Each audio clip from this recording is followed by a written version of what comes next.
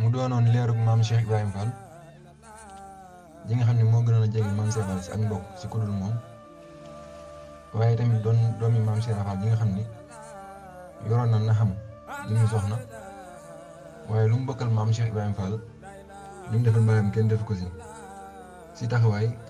ak si fëtli ak mbokk bi nga xam ne maam Cheikh Fall amoon na ko ak cosaanam ak fépp fu mu mas a jaar moom maam Cheikh Fall Soxna Asta Fall mooy ki ko saytuwaat ak yi ni mel yeesal ko ba si njare yi nga xam ni foofee mooy kër maamam mu bokk ak maam Cheikh Ibrahima Fall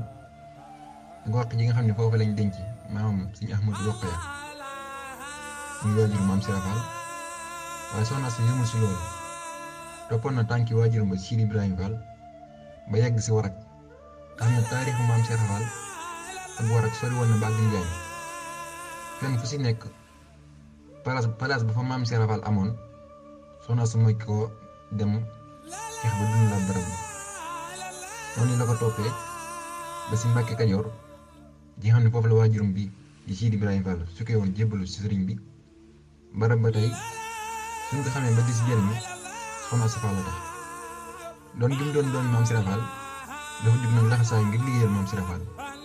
teg si nekkoon jëmm ji dindi tuuma ndax ni mu dindi tuuma mooy ñi yàgg tuumal maam Cheikh Fall naan dafa jóge si ay mbokkam rek wan leen ginnaaw bu ñu xamee ne soxna Njaay Njare mi xeetu maam Cheikh Fall la dañ xam ne maam Cheikh Fall wanul ginnaaw ay fam bàyyi ko ndax soxna Njaay Njare mi waajur Soxna Asta Fall soxna Njaay Njare nag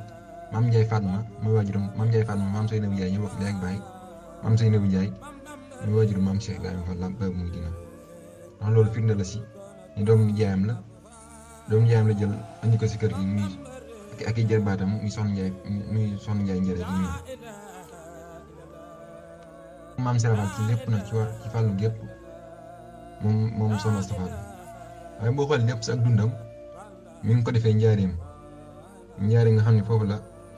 lañ noppee gis maam Cheikh Fall foofu lañ noppee gis ci ku tedd ko si Cheikh Khadim noonu kon